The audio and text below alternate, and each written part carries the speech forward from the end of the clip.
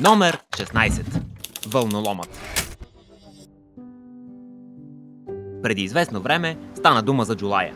Сега ще ви отведем на неговото родно място – Варненския вълнолом.